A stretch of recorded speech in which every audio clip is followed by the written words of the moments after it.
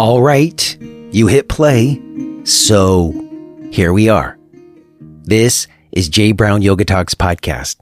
My name is Jay Brown, and whether this is your first time listening or you're a returning friend, I would like to express my gratitude to you at a time where our attention is so highly valued.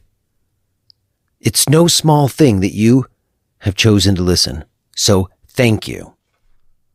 And I don't know when it is that you might be listening to this, but at the time of its recording, the summer is upon us here in my hometown of Easton, Pennsylvania. So I'm up here in the attic and it's hot, but I kind of like it. I'm enjoying the first warmth of the season. And the other thing that's really cool is this year, we've got lots of fireflies. I do not remember seeing this many fireflies any other years. I mean, maybe when we first moved here, but not really. I don't remember seeing fireflies the way I've been seeing them. And they're the coolest thing. I don't know if you've ever experienced fireflies in person, but pretty awesome, miraculous phenomena of nature to behold. And I've been really trying to focus on things like that more than the harsh financial realities of trying to be a yoga teacher. If you were here last week, I was talking about that some, and I did get some really lovely feedback. Thank you to those of you who cared enough to send me a note. It's interesting, though, how when I first got into yoga, it was at a time in my life where I was having to decide where I was going to go in life, like what sort of job I was going to get or what sort of identity I was going to kind of take on in terms of like social status or whatever. And choosing to be like a yoga teacher, it was a very radical thing to do in many regards. It was definitely, as I always say, like a countercultural thing to do. And nowadays, like, I don't know, people listening to this right now who are maybe over the age of 40, because I guess when you're younger, it's sort of different. But if you're over the age of 40, let's say, or 45, maybe it's older, and you're like at a, social gathering of sorts, and someone asks you what you do you tell them that you're a yoga teacher? I mean, I think a lot of people who listen to this show, probably that's the case. I don't know. It's just an interesting thing. I think I was talking about this a few weeks ago. When I tell someone I'm a yoga teacher now at age 53, it's such a different thing than it used to be. Even just, seemingly recent past, 10 years ago, 5 years ago, even it just feels different now than it used to. And maybe that's just me. Maybe it just feels different because I'm different. Maybe it's not the world. Maybe it's me. In any case, I do find myself reflecting on the past a lot. I think my mind does that instinctively to help me figure out where I am more. And I'm always interested to have a chance to speak with someone who has stood the test of time as a yoga teacher and can also reflect on the past in a way that helps us understand where we are. And I certainly think that's true of my guest today, David Swenson. If you've been in the yoga world for as long as I have, then you've definitely heard of David Swenson. I have never had a chance to meet him before or have never really been all too familiar with his teaching. I just know him as one of the OG Ashtanga guys. He's just been around for as long as I can remember.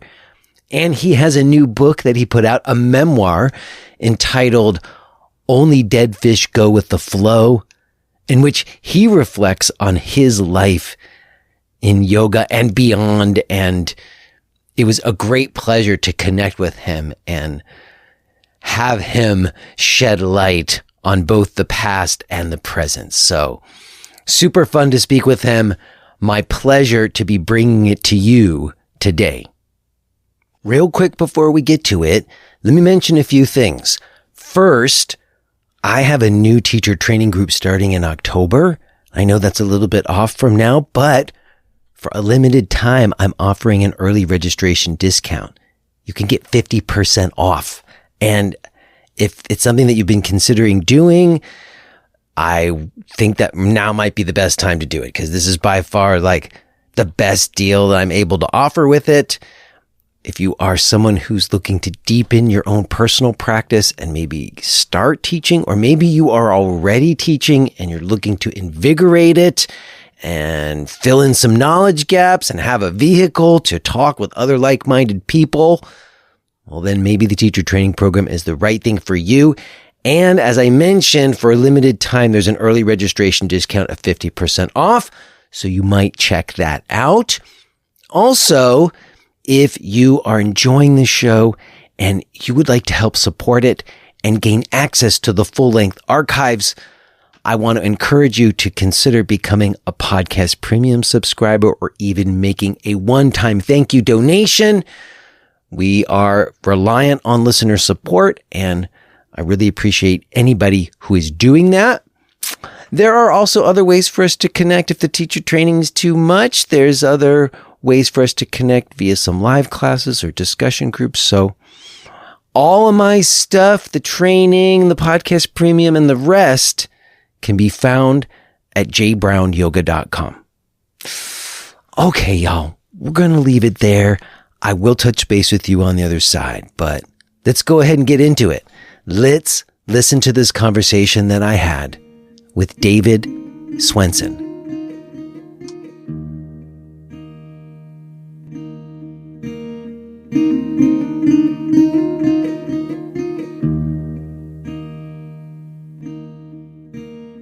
Hello.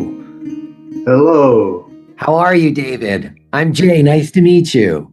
Jay, nice to meet you. I really appreciate this opportunity to have a moment to speak with you. Thanks for making this time. Yeah, I'm happy to be here. Good to see you. Good to see you too. I don't know if you listened to the show already. I'm already recording, and if it's okay with you, I'd like for us to consider ourselves having just begun. Would that be okay? That's fine. Yes, sir. Well, I have to say, I was getting ready to talk to you, and this happens every once in a while. You know, I have been doing this show for 10 years. Wow. Okay. And you're somebody who every once in a while I schedule someone to come on the show, and I think, why has this person not been on the show before now? And often there's a sort of synchronicitous or timing or reason why I'm speaking to this person right now. And I felt like that with you today for a couple of different reasons. And I'll share it for you and as like an intro for anybody who's listening to this later too. Okay. You know, recently on the show in the last 6 months, I've had a number of conversations with people from the Ashtanga world because since Sharat's passing, there was like a bit of controversy. There's a new series, an active series. I don't know if you've heard about this, that was released, that he was offering people right before he passed. You know, there's some things happening. So I had some conversations about that with people. And it was just kind of stirring lots of memories of how it was in the past, like how people got certified and authorized in the past, and then how over time in all the traditions, not just in Ashtanga, things got like scaled up and kind of standardized in certain ways. And I think also just for me personally, I turned 53 last week, and I just been doing some real deep soul searching. And I also fancy myself a bit of a writer. And now you have this new book out that you put out. I do. That's entitled, let's say the title, Only Dead Fish Go with the Flow. That's right. And I thought it was very inspiring to see that you had done that. And also that you had done it independently. I know, because I've made pitches to literary agents and seen what it is to try to get something printed in the publishing world, and then what it is to self-publish, and it's no small feat. So just congratulations to you for completing it and making it happen. Yeah, it's not an easy journey. And you're right, publishers are I'm self-published in my original book and this one as well, especially memoirs. Unless your last name is Obama or something, they're not really interested, or Springsteen. They're not interested in a memoir. Yeah, and if there's not like a clear market where it's going to sell or That's right. something.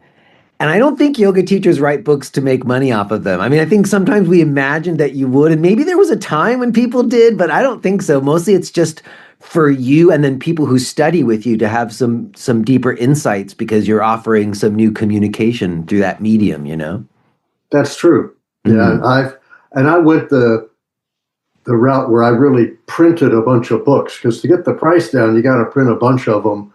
Whereas now there's things like vanity publishing where you can they print on demand. Somebody orders a book, they make a book. But you're limited a little bit on that. The sizes tend to be standard, and you can't get hardcover, and you can't get color photos. And so I wanted total freedom, but it's a lot of commitment. See, I appreciate that. I understand. I have a box of DVDs that I produced from 2014, and someone buys one every once in a while. I still have them. Yeah. But I think that's interesting to me because you're sort of holding true to something, which I think is a bit of something I'm observing happening in 2025, where there's a little bit of a return. Like I opened a center 9 months ago, and it's literally a cigar box with change in it. Yep. No software system, because that's where we started, right? Yeah, by donation. Yes. I remember when Nishala Joy Devi was on, and she was talking about how, like, when they first started charging money, people got mad. And she said, the yoga's free, but the electricity isn't. That's good. Good point. And I mean, before, the Maharaj of Mysore paid Krishnamacharya to promote yoga. So I'm like, well, when the government starts paying yoga teachers to teach for free, then great. But until then, somehow you got to, like you say, pay the rent. Yes. Well, I guess the other reason why I'm psyched to speak with you is I know we've never met, and that's probably because I kind of veered off from the Ashtanga world. I started in the early 90s in New York at Jiva Mukti, and then kind of dabbled in the Ashtanga for a while, but then went other directions. So, but in all the years I've been involved in yoga, your name has always been there. I think I have sometimes confused you with David Williams, which I know was a teacher of yours, right? You guys overlap, right? He was my first Ashtanga teacher. I met him when I was 16 years old. I met him in 1974. Okay, 74. And that was in California, is that correct? Actually, Southern California. Yeah, I was listening to some stuff about your early time, and I was intrigued that you tell the story about you and your brother doing yoga in the park in Texas and getting harassed by cops because people thought you were doing devil worshiping.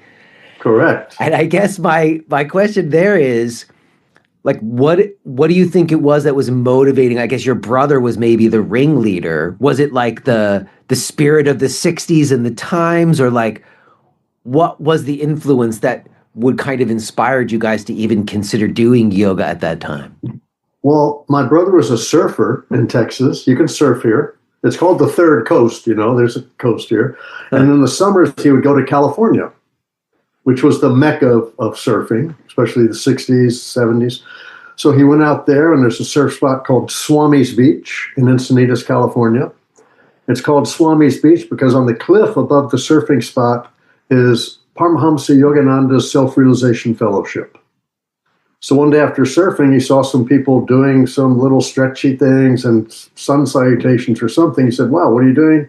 They said yoga. He went to a bookstore, found a book on yoga. So when he came back to Texas, he was doing yoga, and he also heard about health foods. And I was just the lucky little brother that my big brother was doing healthy things. And that was how yoga started for us. I get it. I had a big brother who turned me on to all the cool music and all the stuff. Your big brother turned you on to yoga, though. To yoga and healthy eating. Yeah. Had he come home on a Harley, my life would have been different. I'd be in East Texas with a broken nose and a name like Lugnut. Right. But all right. So what was it? I know that you left home at a young age. When you were 16, you went to California. What would you say? Why was it so fraught for you at home that you had to leave? It wasn't home that I left. I love my parents. But in Texas, and I talk about all this stuff in the book, but you could not have long hair. Boys' hair could not touch their ears, their sideburns could not be below their earlobe, and their hair could not touch their collar. This was not some posh private institution. This was a standard public high school where people graduate and they're lucky if they learn how to read and write. The principals, and they were all ex-football coaches, and so they were enforcers of rules. And that was one, boys couldn't have long hair. So you left because you wanted to grow your hair out. Well, I was growing my hair long when I was a freshman, when I was first entered the school. And one of the principals came up and said this, "Boy, you know what time it is, boy? Well, it's time for a haircut." And there was one word you never say to these guys, which is no. And I said, "No, I'm not going to cut my hair." "I told you to cut your hair, boy. Long hair on a boy, that's a distraction." I said, "That may very well be, but I'm not going to cut my hair." We're at an impasse. They're going to boot me from school. They decide to have a community meeting. All over your hair? Yeah, well, I wasn't the only one. So my dad was a criminal defense attorney, and my brother and sister had attended the school prior to me. So I don't know, maybe they knew that. So they're going to have a community meeting, the whole Houston Independent School District, about this. And there's a gathering. The gymnasium is packed with students, their parents, teachers, faculty. And up on the stage is a big long table, and all these guys, buzz-cut hairs and, stern looks on their face. They're the administrators. They each take turns giving a presentation about the dangers of allowing the hippies to grow their hair. That basically, if we do not have discipline and force these kids to cut their hair, we risk all structure of society crumbling down. We have to nip this in the bud. And so they assume the public is going to just accept this. Well, there's a microphone in this sea of people where now the public can, voice their feelings about it. Most people are intimidated to go up there. My father was a trial lawyer, so he walks up to the microphone and he says this: "My dear gentlemen, to my knowledge, Jesus had long hair. Amen. Moses had long hair. Yeah. Albert Einstein had long hair, and the founding fathers of this great country, they all had long hair. My sons, therefore, are in very fine company, and I'm not going to force them to cut their hair, so I simply ask of you, what is the alternative?" Now, they freaked out, left the stage, came back 20 minutes later, and the answer to the question is, what is the alternative? They said, short-haired wig. If the boys that don't want to cut their hair have to wear a short-haired wig. I wore a short-haired wig for 3 years to high school in Houston, Texas. Whoa. They made you wear a wig to hide your hair under? Yes. Oh, my. But now, wow. Being the son of an attorney, I saw a loophole. They only said, if you're not going to cut your hair, you have to wear a wig. They didn't say how. I wore mine inside out, sideways, cloth side up, hair hanging out. And it was my freak flag, so I didn't want to cut my hair. Got it. And it's all funny now, but looking back on it, after 3 years, I wrote my parents a letter and I said, "I love you, but I can't take it anymore." I went to Southern California. That is really interesting. I mean, I was born in Southern California in 1972, and so a couple generation or two after, but I'm often saying on the show, like even when I came in like 92 and stumbled into a yoga class, it still was a very countercultural move. And like when I hear you tell that story, that's such an obvious example, like the counterculture included yoga, you know what I mean, at that time. Music, and interesting, surfing too. It always seemed to me to be lots of parallels between surfing and yoga. Yeah, they were all counterculture things going on. And if you look back at that time, the Beatles were chanting Hari Krishna. They went to India, Maharishi Mahesh Yogi, There was a lot of stuff like that. Yeah, I had people on talking about the hashish culture. trail and how you had to get there over the Kailash mountains, and it was quite a mecca that people were making. I guess my question to you then is, when at some point you started studying with David Williams in California, you said, do you think of that as like when you sort of became an Ashtanga practitioner, or did you have like other styles or schools that you studied as well before that? Well, of course, yeah. My brother and I learned from books. The first book we had was called Yoga, Youth, and Reincarnation by Jess Stern. Wow, I haven't heard of that one before. It's a good one. Check it out. Cool. Yoga, Youth, and Reincarnation. Then there was another, Swami Satchidananda's Integral Yoga, and we found BKS Iyengar's book. We would go to the park, pop it open, go under a tree and do our yoga, and that's when the police came. I see. Guns drawn. But in terms of attending classes with a teacher... There were no classes or teachers. There was no yoga clothes. There was no yoga classes. There was no yoga studio. Yeah. Lilius had yoga on television. Yes, the PBS show, right? Yes. Yeah. She had her long braid, but there were no yoga schools. So you just did yoga from a book. Right. And when I went to Southern California, another buddy of mine also went out there. We had an apartment together. His older brother is the same age as my brother, and he did yoga too. His name's Paul. So he said, wow, you're into yoga, you should come to this class. And he brought me into this class, blew my mind. I hear this sound of breathing and people moving and sweating and doing. I'm like, was it an Ashtanga class that he took you to? Ashtanga class. And that was my first class. When you were first being exposed to that, was it presented to you as a spiritual practice or as like a physical? Well, it was just presented. It was just presented. I just looked, I was like, wow, this is amazing. I did 3A, 3B, and the final 3 of closing. That's all I got the first day. And there was steam rising from my body. Well, I mean, that's actually a good question, because one of the things that's come up over the years is that it's become more commonplace that people start with like a lead primary series where it's like the whole thing on the first day. And that isn't how it was generally taught in other times. Like you described, sometimes they'd give you the sun salutations and then like a couple poses and then you'd rest and go home and come back the next day, right? Like how long would you say they stretched it out for you before you kind of got through your initial primary series or whatever? But everyone was different. It was not dependent upon the teacher telling you when to stop. It was our own endurance and ability. We would just go, that's enough. I'm cooked. I'm done. That's all I could do that first day. And so the next day I come back. If I remembered what he showed me before, he gives me some more. If I don't remember it, he shows me some more. So but it was still progressive. I mean, I was through primary series in a month probably. I mean, it was just like, if you could do it. Yeah. When we were young, we were crazy. We would just do hours and hours a day, right? Well, it wasn't even for hours, but what's interesting is, I've never had an injury from practicing yoga. The only injuries I've ever had from yoga were from people pushing me. And that's when I started doing teacher training courses. I never hurt myself doing yoga. I mean, that's pretty interesting. I guess you could say there's not like direct, but sometimes doing certain things with your body over time or in a way might have caused some issues. I mean, I guess if you've never had any stuff like torn labrums or anything like that, then you're good. And I guess I was also an active guy. I did surfing, judo, karate, capoeira, hiking, stupid human tricks, falling out of trees, whatever, all that mad stuff.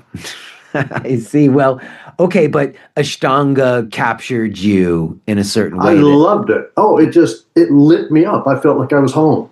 I was like, this is great. The people were fun. We were a tribe. The yoga was fun. The people were fun. And it was just like, yeah, this is great. And I do recall at that time, or not that time, but maybe just after it, they were sort of set apart, the Ashtanga folks, because prior to that, it had been sort of like, eye rolls and shavasanas and the integral stuff. And then I remember that was when it was the first time it became like more fast paced and kind of sweaty. Well, if you look at the sort of recent history of yoga, there was no such thing as a vinyasa until Ashtanga came to the West. Yeah. no one, because I was doing yoga then, there was no such thing. Yeah. Ujjayi breathing, any idea of a vinyasa was not there. And so you talked about yoga people being on the fringe of society, but Ashtanga was on the fringe of the fringe. Because other yoga people would get pissed off when they saw me doing this. They'd say, that's not yoga. They would yell at me and say, you're huffing and puffing, and that's not yoga, and what are you doing, yoga? And I'm like, oh, feels like yoga to me. So it was a core of people that got a taste for it and just kept doing it, and many of them are still doing it 40 and 50 years later, which says something, right? Like That's true, but it's interesting to me. There is individual expression and sort of evolution and modification, and there's kind of a debate around that. But I guess I'm intrigued by the idea that back at that time when you started doing Ashtanga, it was a time where there was a very clear sources for wisdom, there were yoga masters. Like there was not teacher training programs. So people were going to India to learn from yoga masters, and Patabhi Jois was considered one of those masters. I heard you talk about previously that you were there the first time that Nancy and David brought him over. Is that right? Correct. Yeah, he arrived in 1975. And that was in California. Greeted him at the airport. Yep, Encinitas. And what you were in the car driving with him from the airport? Is that what you just said? Well, we went to greet him at the airport. And have you ever talked to David Williams? No, and I got to say, I'm a little embarrassed. He's still around. I got to reach out to him and get him on here too. He's from North Carolina. He hasn't lived there for 50 years. He still talks like he just left there. Yes. So he's bringing Patabhi Jois, and he goes, all right, let's go greet the guru. Let's go greet the guru. So we went, and there was Patabhi Jois, and his son Manju arrived. Yeah. Okay, but see, there you go. Let's greet the guru. What was your impression of him when you met him at the airport? We were just excited. Oh, here's this guy that David learned this. This is the guy that David Williams learned this stuff from. We're going to do it. We're just excited. Yeah. There's this guy. There's no expectation other than woohoo. But you didn't think, oh, maybe this is going to be my guru? I didn't really think of guruism at all. So you didn't think of guru as, some people, I guess this is important. Some people think of guru as just a teacher, because you could just translate it as a teacher. But sometimes people talk about guru as someone who sees you in a way that other people don't and has certain insights that other people don't. Here's my belief about guru. Guru is not a person. A guru is the practice itself. The duty of any teacher is to encourage, to inspire, and to facilitate practice. And within the practice is the actual guru. When you make it a person, you run into all kind of problem. I couldn't agree more. We all know what happened with Patabhi. And I had... But I'm going to... Wait. Yeah, go ahead. All of them. Whether it's Iyengar, Patabhi Jois, it's problematic when you make it a person on so many levels, and we're all going to die. So if it's about a person, that person dies, then what? So it's always been about the practice to me. I couldn't agree more. And I certainly have found, over the years, I had Karen Rain, who was on the original video, come on to talk about the way that she felt she was mistreated by him. I think at that time, I was a lot more immature as a podcast host. And I think I had those conversations in a way that was kind of stoking the controversy and kind of provoking me more. And I just, since then, have really reflected on what you just said, which is that, one, there is a distinction between when someone views their guru or their teacher as the source of it, as opposed to the practice that teacher taught them, and how they hold the teacher is whether or not, because if it's the teacher that is the one who gave it to you, and it's all wrapped up in that person, as you said, and then that person is revealed to have misgivings or to be a human who has frailties, or worse, let's worse than just that, then it all comes tumbling down. That happened with John Friend and everybody who put him up on a big pedestal with Anyasara, and then he didn't. In any case, we've all had teachers who maybe there's been this mix of like this gift that we got from them, but then also maybe things that they did that we wouldn't condone. And reconciling that paradox has been very challenging for many of us, Yeah. Well, for me, again, I just say it's like I had friends that liked Bikram yoga, and Bikram went through all this stuff. And I said, well, go do Bikram yoga. You don't have to sleep with the man to do Bikram yoga, right? I mean, go in there and do your practice and be happy. It's okay. So people make their choices. But as we've been speaking about, the guru is the practice. And too much power is put in the hands of the teachers. Patabhi Jois never said, I'm your guru. Well, that's what I meant earlier when I said like everything got bigger and more people started coming and it became big business. So when did you start teaching? My first trip to Mysore was 1977. Well, I taught even before that. I taught in Houston when I was 15 years old with my brother. We taught night school classes in Houston. Okay. But it wasn't Ashtanga. We just taught yoga. But when I was going to Mysore, David Williams said, you need to bring Patabhi Jois a gift. He likes these little T-shirts. I brought him a packet of Hanes T-shirts, little white tank tops, and he was happy. But then that's because it was just broke hippies doing yoga. It was simple. It was, and so later when all these people with money started doing it, the way that some people with a lot of money show their love is they give you expensive stuff. So they're giving him gold Rolexes and diamond rings and gold chains and all this stuff, yeah? But what's interesting is I would still bring him some little thing and he was happy. He didn't turn down the gifts and he loved all that. But when you were going to Mysore and you were studying with him, how did you hold him? You didn't think of him as your guru, but did you work with him directly? Yeah. My first trip there was 1977 and there were 3 of us there. Okay. He had all day to work with us. So he was just on us. By the time I got there, I already learned through advanced A, which today would be called 3rd and 4th. I stayed for 4 months. By the time I left, I got through 5th and 6th. So I got through the final series in that 4 months. Because he had us practice. I mean, we were like Labrador dogs. We were just like, whoa, yeah, and lapping it up. And do you attribute that just to like natural physical ability and just determination on your part? Or do you attribute that to some special skill of his as a teacher? What do you attribute the Labrador dog to wanting to chase the ball? Some deep drive in you, right? It was an excitement that I thought of surfing like that too. You didn't have to tell me to go surfing. I'd be out there for hours. My arms were tired, but I'd be like, just one more wave. Just one more wave. It wasn't a discipline. This was something I was just like, Yeah. And so it was his enthusiasm. It was the perfect storm. We were young and enthusiastic. And think about it, before the Westerners, there weren't many people doing it. In general, in India, yoga was dying. You look back in recent history, why did all the big gurus tell their teacher students to come to America? Because in India, nobody wanted to do yoga. It had been there forever. And so you see all these gurus and the Hari Krishna Movement and all Swami session, they came to the West. Their teachers were like, go take it over there. That's fertile ground.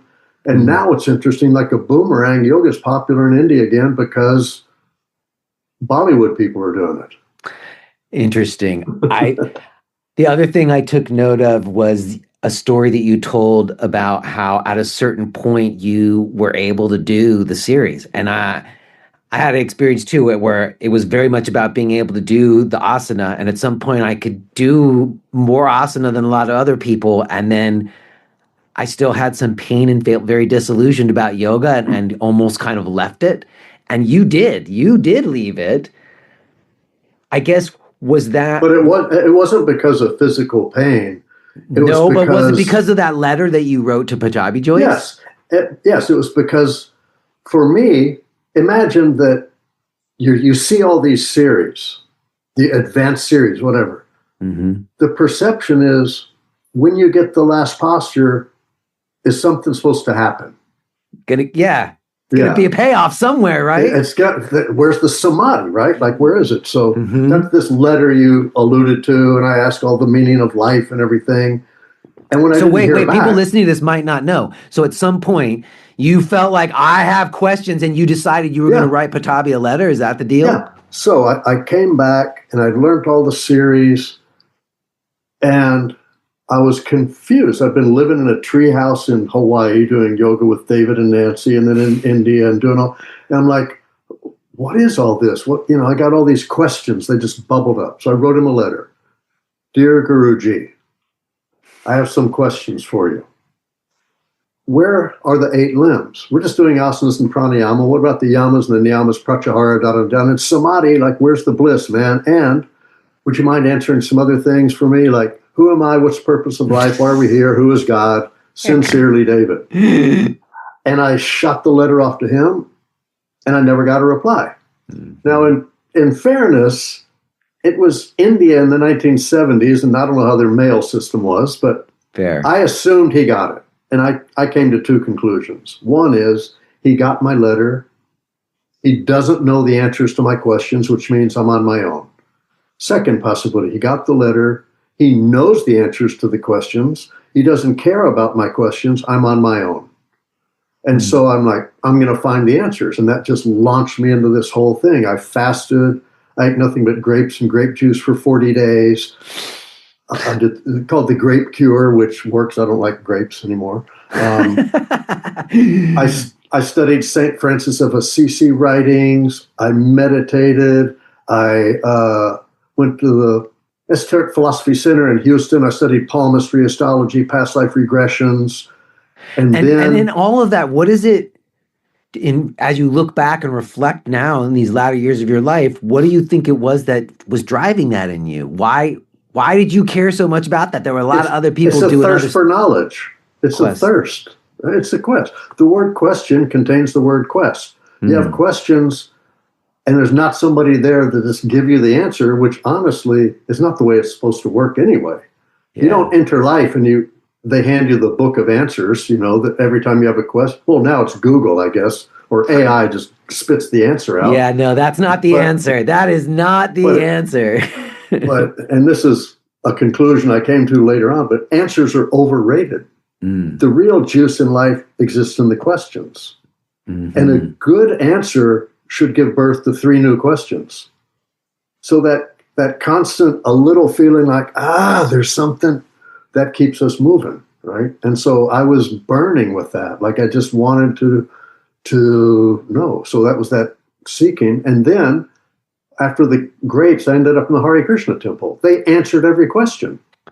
I spoke to somebody about that who was involved in that community early on in the West, and he talked about how in the early days it was deep yoga education. Like, you could go and there was Bhagavad Gita studies, and it was like before they started all hanging out at the airports and started raising money or doing all the things they had to raise money. In the earlier time, he talked about what like very deep education he got studying. Well, it was deep education, but temples are expensive. And so that's why they started going to airports and trying to sell books and doing businesses and this and that, so that you could give away books for free, yada, yada, yada. Did you do that stuff? Were you like at the airport? I did it all. Yeah, I did all of it. Did you have the thing and the robes? Yeah, and I had a shaved head and a pony. But then I also became a businessman because, honestly, standing on the street in Houston, Texas, with the shaved head and the ponytail, banging on a drum and singing Hari Krishna songs is not an attractive thing that people want to come up and buy a book from you. We're like people repellents. And so we came up with other businesses where we sold artwork, not Krishna artwork. I had to wear a wig again. I would go out as a businessman and sell stuff. So you would go undercover to make money? Yep. Interesting. And then give the money to the temple. I lived like a monk. I lived simply. I gave all my money to the temple. I had 1 gallon of water to bathe with for 5 years. I chanted 2 hours a day on my japa beads. I studied Srimad Bhagavatam, Bhagavad Gita, Chaitanya Charitamrita. Lived a life of celibacy. I helped open temples in Hong Kong and the Philippines. I had a guru. I had a guru. I had Brahmin initiation. So you lived a spiritual community and had what was that about for you, having a guru? What was it about? you've probably discerned that if I'm going to do something, I'm all in. Sounds like it. And so when I became a Hari Krishna guy, you commit to their regulative principles, which is you chant 2 hours a day on your japa beats. Yeah. You study these scriptures. You live a life of celibacy. You don't eat meat, fish, or eggs. And you don't gamble. And you commit to these things, you know? And so I was all in, because when I was visited that Krishna temple and they answered all my questions, in my mind, I was like, either I'm a hypocrite and I really don't want to know the answers to these questions, but these are the first people that answered it for me in a satisfactory way. So either I have to try this or I'm just a hypocrite. So that propelled me forward. And I'm going to go all in. I'm not going to do it halfway. I want to know if this stuff works, you know? But then I saw the pitfalls of guruism and every other thing. You saw it. So that's important. Yeah. You saw the underbelly of the whole spiritual community and kind of hierarchical thing that happens when it gets that big, right? Big or small, it can happen, right? When that level, and you know, there's so many substratas of all these stories. Like the Hari Krishna movement initially, Prabhupada was told by his teacher to come to America, to promote this stuff. He was old already. He sat down in Tompkins Square Park in New York City and started chanting. Some hippies came around, and somebody asked him early on, they said, "What are you doing?" He said, "We have hundreds of temples all around the world, and we have many thousands of students." And they said, you just arrived. And he said, "Only time is separating." And it was from that was the hippies that started doing it. But then as he was getting old, he knew, I got to do something. So they set the Krishna movement up like the Catholic Church. He was the Pope. And I don't know how it goes, but there's bishops and whatever. So divided the world into 13 zones, and there were different gurus that he appointed for each of these zones. And so there was the guru that I ended up having was representative of the zone I was in. And then there was right down to the zone and the temple president and the this and that, like that. Yeah. But then they had a lot of problems, just like the Catholic Church has had and like other organized religions have had, where there was child abuse and there was abuse of power and drug dealing and all, because the end justified the means. Yeah. So at some point you decided to get out. What was that like? I remember Nishala talking about when she left after being with Swami Satchidananda for decades or whatever, like being at the supermarket and like not knowing which mustard to pick or whatever. Oh yeah, yeah. So prior to that, I'd been doing, all this yoga and everything and living in a tree house and stretching my body. And then I decided to leave there. And the story that is the tipping point I tell. So we did the ways of making money in disguise, if you will. But then we would also go, it was thought to be a spiritual thing, to go out on the streets and chant, doing the Hari Krishna two-step, the thing. Because the belief is that if someone hears these names of God even once, it will help to liberate their soul. So even if you're hating us and spitting on us, we believe, well, but this is for a greater good. You're going to hear these spiritual sounds and there's something beneficial. So we would go out and do that. And I'm in Houston and nobody wants to come up because we're trying to give up books. My mom walked up and sees me with these books. She goes, "Oh, honey, no one will take one of those from you. Give me one." She takes a book and goes back to work. Later, I hear her coworkers like, "Did you see those freaks out there?" And she's like, "That's my boy." Now, when I went back to the temple that day, I'm getting yelled at by temple authorities because I didn't collect enough money. Because it became about the more money you collect, the more spiritual you were, because then your heart is truly open and Lakshmi will smile upon you. I'm like, there's something wrong with this. My parents exhibit unconditional love to me no matter what. In all of my madness, they just go like, "We love you. You're always welcome here." And in this spiritual community, there were nice people, mean people, egotistical people, humble people. And I'm like, you have the same chance for spiritual growth out there in the streets of the world as you do within the confines of this religion. I'm out of here. So that was the launching point. That was 5 years before I did that. And so I left, and you're right, I didn't know how to work or dress or anything until it dawned on me that I had just graduated from the Hari Krishna School of Business.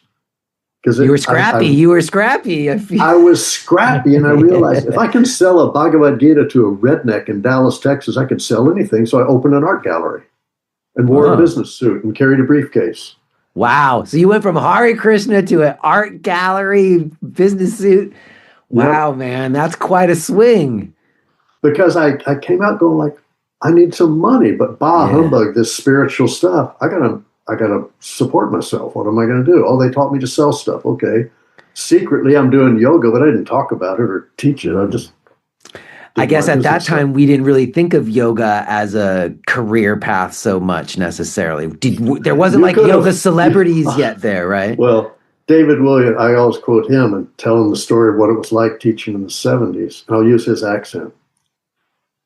Like on Maui in the 70s, he goes, well, so first of all, to promote yoga, there were no yoga studios, so you just go to the park and do yoga. Mm-hmm. He goes, so I go. If you are hearing this message, then you're listening to the free version of Jay Brown Yoga Talks. To hear the rest of our conversation, please subscribe to Podcast Premium at jbrownyoga.com/premium.